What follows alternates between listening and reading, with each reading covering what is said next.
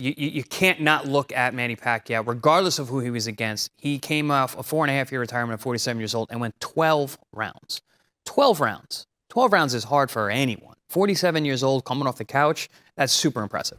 Roy was always so athletic and not fundamentally sound at all, even so in his old age, it caught up to him. Floyd knows how to be fundamentally sound. He gives you looks with a high guard. He gives you looks with a proper balance. He doesn't make as athletic a move. He will if he has to, but he doesn't always. He also knows how to fight in your basic fundamental style. He can always go back and revert to that. So I think Floyd will still age well as long as 49 isn't 49. Pacquiao and Floyd Mayweather, September 19th at the Sphere in Las Vegas. It's a rematch 11 years in the making between these two all-timers. We can call it a historic rematch because these two have history. Mayweather won a unanimous decision in their 2015 fight that absolutely shattered box office records. Before he wants an exhibition with me, but I disagree, and I don't want to fight with exhibition with him. I want to fight a real fight like this. So this is it. This is what I'm waiting for. Vowed to be a one-and-done legacy back in 2015, the boxing world was blindsided this week by the official announcement of Mayweather versus Pacquiao 2. Breaking news, everybody, in the world of boxing, and a fight that catches a lot of us off guard. It's official. Floyd Mayweather Jr. and Manny Pacquiao will rematch coming up this year, September 19th in Las Vegas at the Sphere. 11 years after their first fight in May of 2015, that still holds the record for the biggest pay-per-view of all time in the world of boxing and the biggest gate ever for a boxing event. This isn't just a rumor circulating on message boards. It's a confirmed reality set to headline the first ever boxing event at the Las Vegas Sphere on September 19th. But there is a massive twist that no one saw coming, one that changes the entire complexion of this rivalry. Observers are noting that this isn't just a nostalgia trip for two legends looking for a payday. By moving this fight to Netflix, the old guard of boxing is effectively bypassing the traditional $100 pay-per-view model they helped create. This marks a seismic shift in the sports economy, targeting hundreds of millions of existing subscribers rather than asking fans to reach into their pockets for a one-time fee. Exposed as a major point of contention during the secret negotiations, Manny Pacquiao recently revealed that he flat-out rejected Floyd's initial offer for a friendly exhibition bout. Pacquiao and Floyd Mayweather, September 19th at the Sphere in Las Vegas. It's a rematch 11 years in the making between these two all-timers. We can call it a historic rematch because these two have history. Mayweather won a unanimous decision in their 2015 fight that absolutely shattered box office records. I think we become mature right now and how to handle it, and I hope that it will not happen again the way it is last 2015. It's the experience is not really 100%, but I'm hoping for this time around no more excuses, especially to my condition and also for everything. I'm so excited and ready to the fight.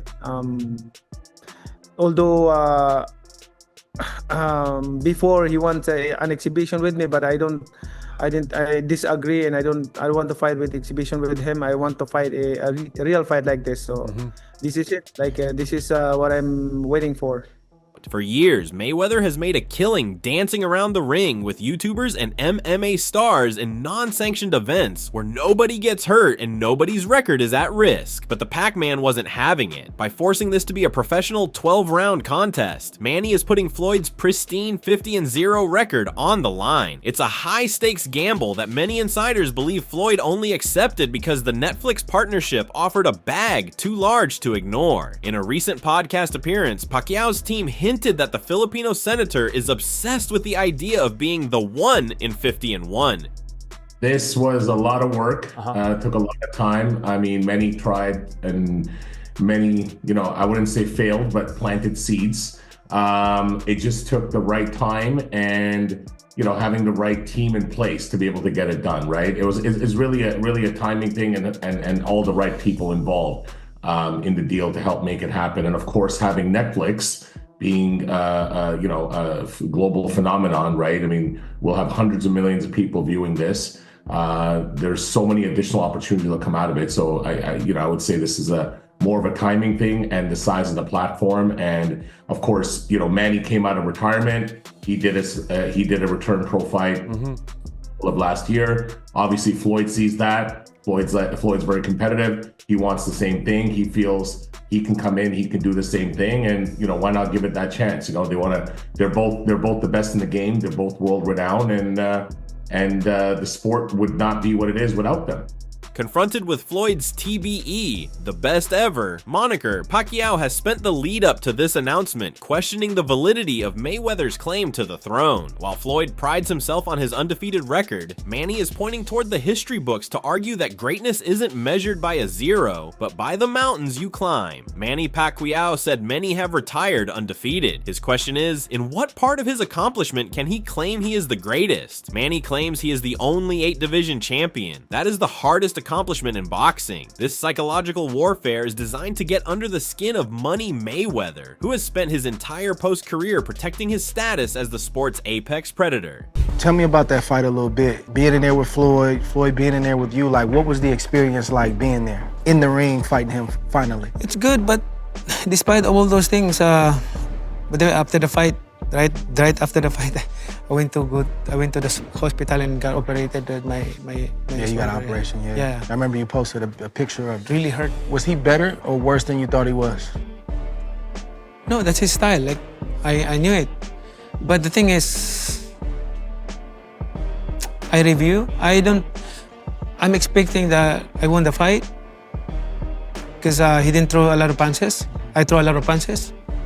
And I reviewed the compy box, like slow motion from first round to 12 rounds. Like how many punches get connected and how many punches of him he connected. That's boxing. Yeah. I'm not complaining or making, just it happened that way. Yeah. It happened to me many times. Did you want a rematch with Floyd? I'm still active. It's up to him if he's going to fight. You would even fight him today? Even here. Oh my goodness. Even here. Yeah, that fire never dies, man. My right hand is complete, so. To Pacquiao, the 2015 fight of the century was a missed opportunity marred by a shoulder injury. To Floyd, it was a masterclass. This rematch is the final chance to decide whose version of history sticks. Dissected by industry experts like Dan Raphael, the move to Netflix is being called the death of the pay-per-view era. When these two first fought, they charged a record-breaking $100 per household. Today, they are betting that accessibility is more valuable than a high entry price. Dan Raphael noted for the casual Joe scrolling through Netflix on a Saturday night. They see these names, they know the history, and since it doesn't cost extra, they click play. The fact that Netflix is doing it is not surprising at all. That's always been what they've been talking about doing. I think both fighters and everybody involved understands that it's one thing when everybody wanted to see the fight in 2015, he put it on pay-per-view and it's going to be a blockbuster, which it was. They charged $100 for the pay-per-view, the biggest price ever for a pay-per-view. And it set every conceivable record that you could think of in terms of gate, boxing, pay-per-view buys, overall revenue, the sponsorships, the merchandise. You pick a metric and it broke the record. That would not be the case now, 11 years down the road. Since they first fought in 2015. So they needed somebody to put up big money, and it really fits the profile of what Netflix is trying to do. I don't view Netflix as like that they want to do regular boxing programming of like normal sort of title fights. They want to do big events, and whatever you want to say about it. Maybe not for guys like me or you who are involved in doing boxing related stuff on a daily basis, but for the regular person that's scrolling through Netflix to see what's on a weekend night. They're going to look and say, oh, Mayweather, Pacquiao, I know those guys. They're as famous as any boxers in the world. And if it doesn't cost me any extra money and I'm just paying my normal subscription, yeah, I'll check it out. It's the same model that made Tyson versus Paul a cultural phenomenon. If this fight pulls the massive viewership numbers the platform expects, it could signal the end of boxing's reliance on traditional cable network. Honestly, I don't hate this. I think it's nostalgic and fun. This is. I know where you're coming from, Jimmy. And right. I would feel that way normally. The way I felt when Roy Jones Jr. and Mike Tyson were gonna fight. I'm like, this is stupid. This is a cash grab. This is nonsense. It also would have been fun 20 years ago. Yeah, right, sure. Yeah. But also, you know what happened the day of the fight? I'm like, I'm buying it. I'm buying it. And I watched it and I loved it. I enjoyed it. I enjoyed it. So at the end of the day, fights are fights, but they're also entertainment. I think this is more entertainment than anything. I think the build-up is going to be fun. I think the sport lacks these stars that we used to have back in the day. We got two of them right here. Yeah, they're 50 years old, but they're gonna go and fight each other again. They have the narrative, they have the background. It's cool. I did Pacquiao's last fight when he fought Barrios. I was there fight week. Yep. It was super fun. It was super fun to have Pacquiao back around. It was buzzing. People came out. The place was packed. This is gonna sell really well. Is the fight gonna be super entertaining? Probably not as fun as the build-up will be, but neither was the first one. Well, the first fight was a cash grab. This one's a cash grab. This one sounds like a cash. Sorry, wrong order. This one sounds like a cash grab. The first fight was also a cash grab, but really, that one was also a little bit too late, and really they didn't really fight with that passion and fire. It was more like, I'll dance, you dance, and if nobody gets hurt, we both win. And that's not really what fans want to see. Having said that, the first time around was for the championship of the world. Floyd was champion. Pacquiao was challenging him. I think Floyd had the WBC title at the time, so on and so forth. And you know what I say about, and at the time, it was still a fight that was viable within the whole world landscape of the welterweight division. This time around, it's not really a viable fight within the landscape of the welterweight division. But it's like I always complain about Canelo. As long as you don't take the belts with you and hold them hostage, and the sanctioning bodies allow you to hold them hostage, I don't mind guys doing this kind of thing. Let's face it. Is it the only time we've seen this? We've seen this time and again. I mean, Leonard did the third fight with Duran and Hearns in 1989. 8 years after everybody wanted it. He wanted those fights. So the rematch with Hearns and the third fight with Duran. I think those sold pretty well, pretty good as well. People got into it. Were they kind of duds? Yeah. I mean, the third Duran and Leonard fight at the Mirage, people kind of are probably more forgetful about it, but regardless, the nostalgia aspect of it, like the champ said, is going to attract people. It's gonna make people curious. There's also the aspect of it where the new fan base is always curious about the old time fighters, which is why Tyson always gets views even today, because people are always curious about the Mike Tyson mystique, the Mike Tyson effect. So people that weren't able to be alive and wake up the morning of a Mike Tyson fight to know what that feels like, want to feel that today. I promise you, it's nothing like it was in 1989 with Tyson, no matter what you guys want to feel. But regardless, I think people get curious about that. And I think this is going to be sort of the same thing. There's nothing that's going to match the Mayweather-Pacquiao era of that time where they were flying and people wanted to see that fight. This is not going to be that feeling on the morning of. We are seeing a new trend where legends like Pacquiao and Mayweather use their massive crossover appeal to bridge the gap between sports and content, ensuring their relevance in the streaming age. Questioned by critics regarding their age, 47 and 49 respectively, both camps are aggressively leaking footage to prove they haven't lost a step. While skeptics point to the biological clock, Pacquiao's recent performance against Mario Barrios showed he can still go 12 rounds at a high output. On the other side, Floyd remains a gym rat, appearing in viral clips looking as sharp as ever on the pad. But a little bit worried about another injury coming up, because we're all 11 years older than we were back in 2015. To them and their concerns, you say what? Well, both of us are disciplined fighters, so him and me, we taking care of our body, and we always work out almost every day and playing basketball like that. So right now I still can fight. I feel like I'm still young. I mean, nothing changed. Well, for me, I'm always wishing him the good, more birthdays to come, good health, and may God bless him and protect him always and give him good health. And of course, enjoying his life right now. The grapevine in Las Vegas is already buzzing. Coach Rodney, who has spent decades watching the Mayweather family, recently witnessed Floyd's current form at the gym and issued a stern warning to the Pacquiao camp.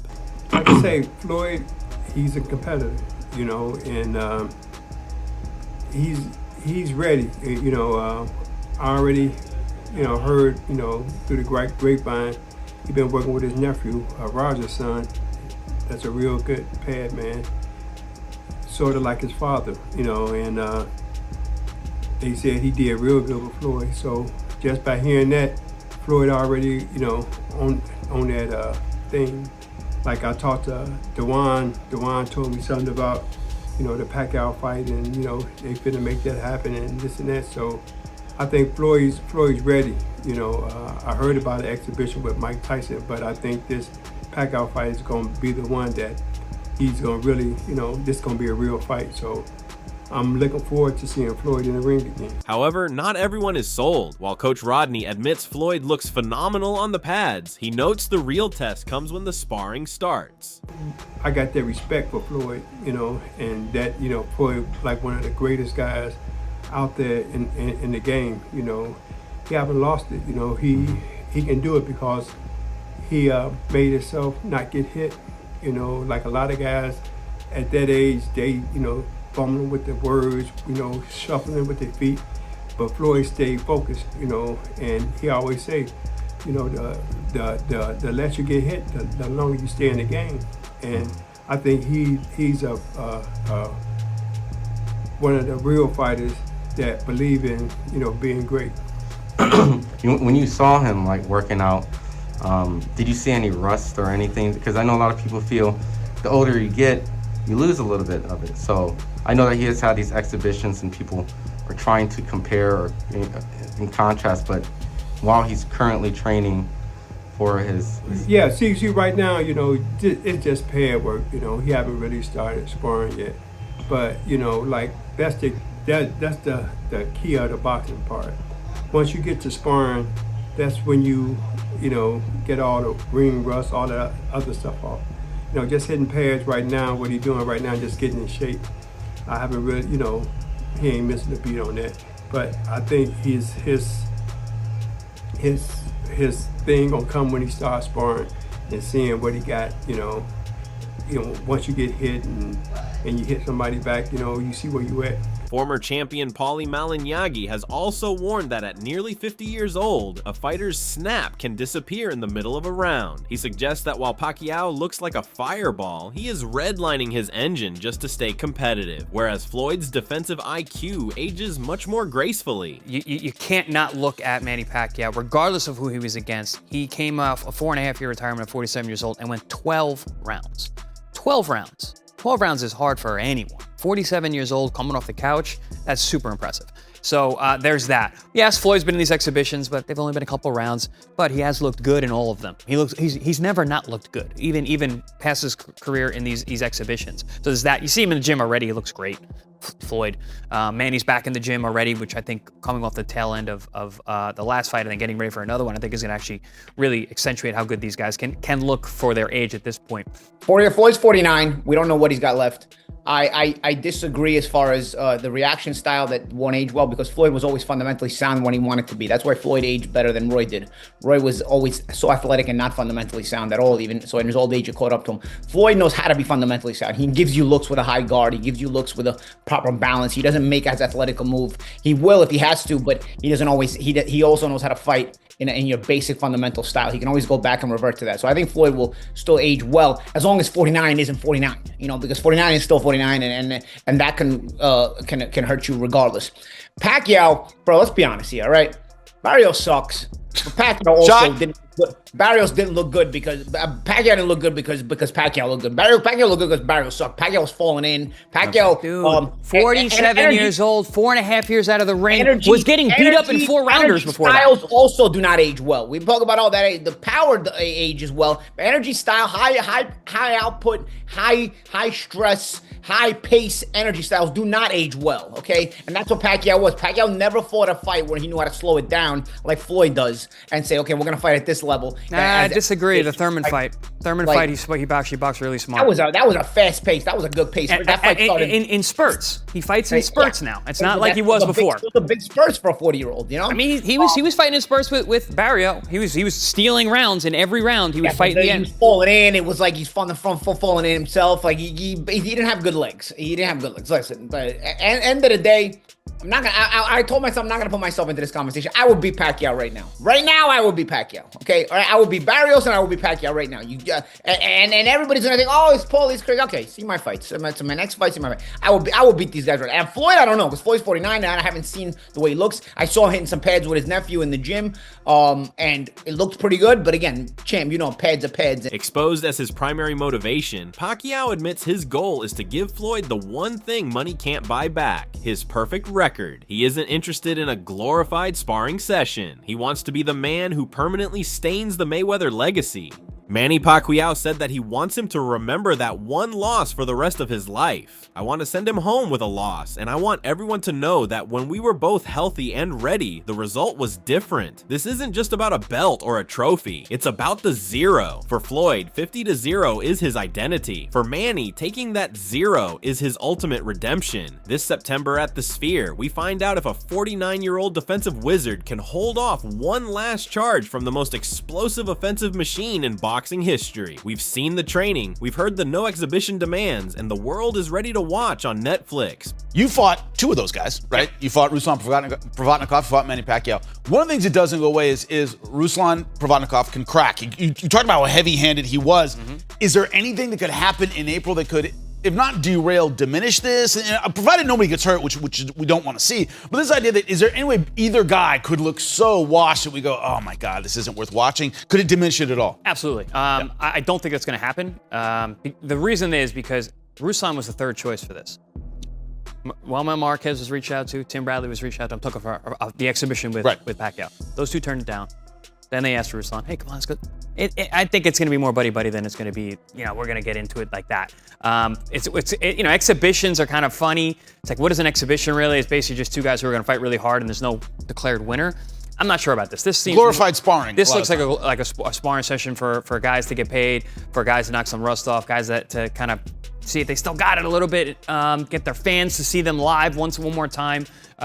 You know, they were sparring partners at Wildcard for a long time. Yes, they're very competitive guys. Yes, they're going to go for it at times, but I don't see anyone getting hurt and trying to go for a knockout and kind of thing. And again, especially with such big things looming. And who knows? Maybe Ruslan gets in there, feels pretty good doing it, and he's like, yeah, I'll do another one of these. I'll do one of these. I'll see if anybody else wants to step out of the retirement into exhibition world. So no, I don't assume that. And then with Tyson and Floyd, I don't think there's any worry about anybody getting hurt in that one, and especially Floyd getting hurt. Let's say, because he's actually been doing exhibitions with younger, tough guys over the past couple years. You know, I guess you could say Mike did too. He did get in it with Jake Paul, 30 years younger than him. But no, I don't think there's a concern with these pre-bouts going into September, especially with that looming. And listen, that thing is going to sell. It's going to sell. People are still going to buy Pacquiao Mayweather Pacquiao too. I guarantee it. But we have to ask the real question. Does a win for Manny in 2026 actually erase what happened in 2015? Or is this just a massive cash grab that risks tarnishing the legacies of two all-time greats? Drop your predictions in the comments. Does Floyd move to 51-0? Or does the Pac-Man finally get his revenge? So that's all from today's video. If you enjoyed it, remember to leave a like, subscribe, and ring that bell icon so you never miss our upcoming videos. Stay tuned, and we will catch you in the next video.